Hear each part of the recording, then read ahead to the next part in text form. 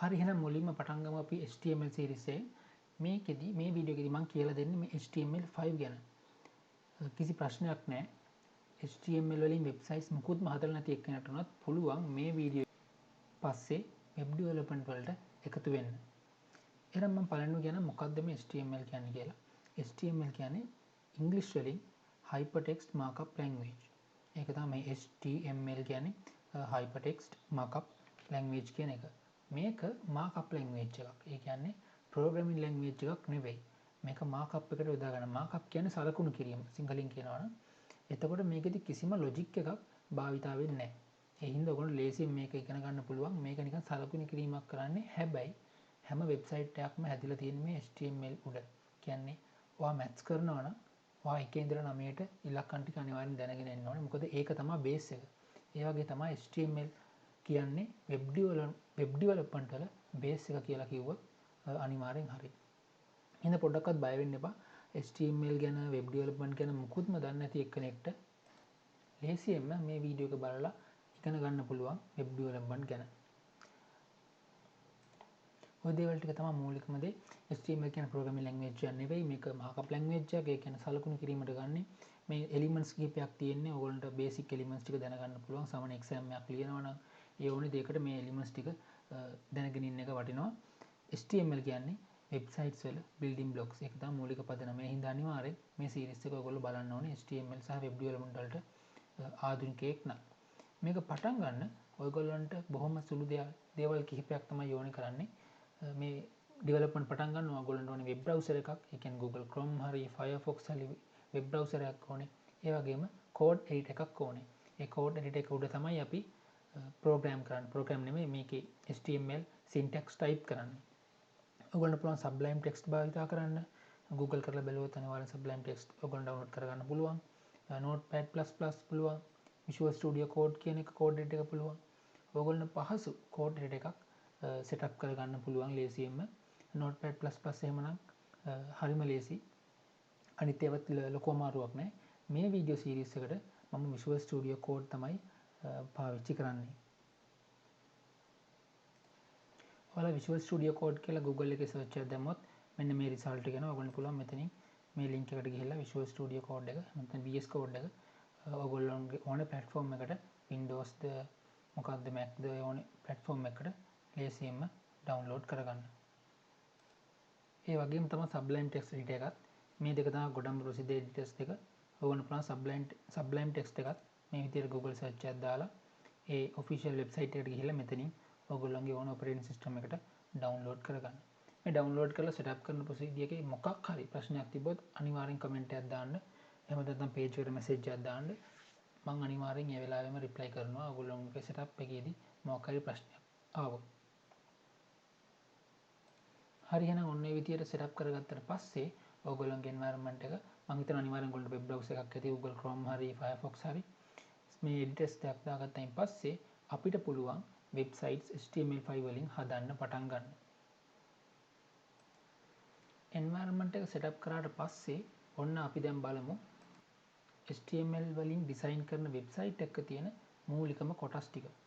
මෙන්න මේ ස්ට්‍රක්චර් එකට තමයි ඕනෙම වෙබ් පේජ් එකක් හැදෙන්නේ HTML වලින් design කරනකොට. පළවෙනිටම තියෙනවා ඔයගොල්ලන්ට මේ උඩින්ම තියෙනවා HTML කියන tag එක. ඔයගොල්ලන්ට මෙතන දැන් පැහැදිලිව පේනවා ඇති මේ HTML මේ head මේ HTML එකේ closing tag එකක් විතර පල්ලෙහා තියෙනවා. ඔයගොල්ලන්ට screen එකේ පේන්නේ නැති උනාට මේ හැම tag එකක්ම පටන් ගන්න එකක් තියෙනවා. මේ තියෙන එකේ closing tag එක. මේ තියෙන පටන් ගන්න tag එක, මේ තියෙන closing tag එක. මේ tag දෙක අතරතුර මේ අතර මැද තියෙනවා display වෙන්න ඕන. දැන් මෙතනත් එහෙමයි. දැන් body කියන එක තියෙනවා starting tag එක, body tag එක close වෙලා තියෙනවා. ඒ මැද තියෙනවා display වෙන්න ඕනේ. ඒ වගේ ඇතුලේ තව text තියෙනවා. මේ h1 කියන්නේ heading එක. මේ heading එක close කරපු tag එක. මෙතන මේ this is heading කියන්නේ ඒ heading එක අතරතුර මැද දාලා තියෙන්නේ heading එක වශයෙන්. එහෙම නැත්නම් අපි කියන්නේ topic එකක් කියලා. headline එක විතර පෙන්වන්න ඕන දේ තමයි මේ this is heading කියන එක තියෙන්නේ. මම ඔයගොල්ලෝ මේ මූලික අදහසක් ගන්න කිව්වා. අපි ඉස්සරහට මේවා ඒ විදිහම අපි බලමු type කරලා කොහොමද වෙන්නේ කියලා. පළවෙනිටම දැනගන්න ඕන දේ තමයි මෙන්න මේ ස්ට්‍රක්චර් එකට තමයි යන්නේ. head එකක් තියෙනවා, body එකක් තියෙනවා. HTML tag දෙකක් මැද තමයි මේ මුළු වෙබ් page එකම develop වෙන්නේ. ඔන්න ඔය දේ තමයි මූලිකව දැනගන්න ඕනේ. එක්සෑම් වලට අනිවාර්යෙන් මේ පිළිවෙල අහනවා මොකක්ද පිළිවෙල. සාමාන්‍ය මිනිහෙක් වගේ තමයි හෙඩ් එක තියෙනවා උඩින් බොඩි එක තියෙනවා පල්ලෙහින්. බොඩි එක ඇතුලේ තමයි අපි ඩිස්ප්ලේ කරන අනිත් හැම ටැග් එකක්ම දාන්න ඕනේ. හරි මේ තියෙන්නේ HTML වලින් HTML සහ CSS හරියටම කිව්වොත් HTML සහ CSS යොදාගෙන හදපු වෙබ්සයිට් එකක් තමයි මේ තියෙන්නේ. ඔයගොල්ලෝ මේකේ source code එක එහෙම නැත්නම් මේකේ මේක හදලා තියෙන විදිය බැලුවොත් ඔයගොල්ලන්ට HTML ෆයිල් වල මූලික අදහස ගන්න පුළුවන්. මේ වෙබ්සයිට් එක ලස්සනට හදලා තියෙන්නේ ලොකු ෆ්‍රේම්වර්ක් මොකුත් නෙමෙයි සම්පූර්ණ HTML සහ CSS යොදාගෙන. අපි මේ විදිහට වෙබ්සයිට් එකට රයිට් ක්ලික් කරලා view page source කියවම ඔයගොල්ලන්ට පුළුවන් බලා ගන්න මේ page එක හදලා තියෙන විදිය. ඔයගොල්ලෝ මේ තියෙනවා පටන් ගන්නවා HTML වලින්. HTML tag එක තමයි මේ තියෙන්නේ. මේ language එක define කරලා දෙනවා English කියලා. මේවා අත්‍යවශ්‍ය නැහැ. මූලික ටෙක්ස්ට් සින්ටැක්ස් ටික ඉගෙන ගත්තත් ඇති. මෙතන පල්ලෙහා තියෙනවා. ඔන්න අපි දැන් බලමු මේකේ head එක කොහෙද තියෙන්නේ කියලා. මෙන්න මෙතනින් body එක පටන්ගෙන තියෙනවා. ඊට පස්සේ මෙන්න මෙතනින් පල්ලෙහින්ම body එක close වෙලා තියෙනවා. තියෙන body එක close වෙලා තියෙන එක. ඔන්න ඔය විදිහට තමයි මේක හැදලා තියෙන්නේ. ඔයගොල්ලෝ බලන්න පුළුවන් මේ A tag එක. මේ එකින් එක tag ගැන අපි ඉස්සරහට කතා කරමු. මේ A tag එක දාගෙන link වලට අපි ඒක practice කරලා බලමු. මේ තියෙන එකේ closing tag එක. මේ වෙබ්සයිට් එකේ header tag එකක් නැහැ. හැබැයි මෙන්න මෙතන තියෙන title tag එක. මේ title tag එක close කරලා තියෙනවා.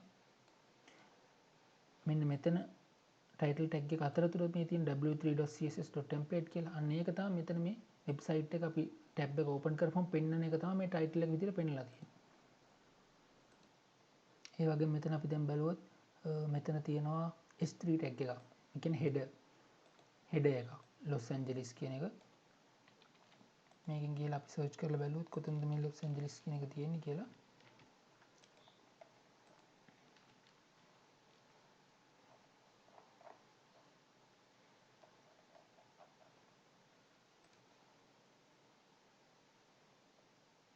මෙන්න මෙතන ලොස් ඇන්ජලිස් කියලා තිබ්බේ මෙතන මේ මෙන්න මේ ඉමේජ් එක මේ ඉමේජ් එකේ පෙන්වන එක තමයි අතන පල්ලෙහා ලොස් ඇන්ජලිස් කියලා තිබ්බේ. මේ ද බෑන්ඩ් කියන එකත් හෙඩර් එකක්. අපි බලමු මේක කොහොමද තියෙන්නේ කියලා සර්ච් එකක් දාලා. මේ තියෙන මේකේ S2 ටැග් එක. ද බෑන්ඩ්.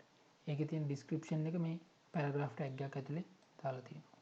ඔන්න ඔය විදිහට තමයි වෙබ්සයිට් එකක් මූලිකම ඩිසයින් වෙන්නේ. මේ ඇතුලේ දාලා තියෙන ක්ලාස් මේවට මේ CSS styles දාලා තියෙන ඒවා අපි ඉස්සරහ වීඩියෝ එකකදී කතා කරමු.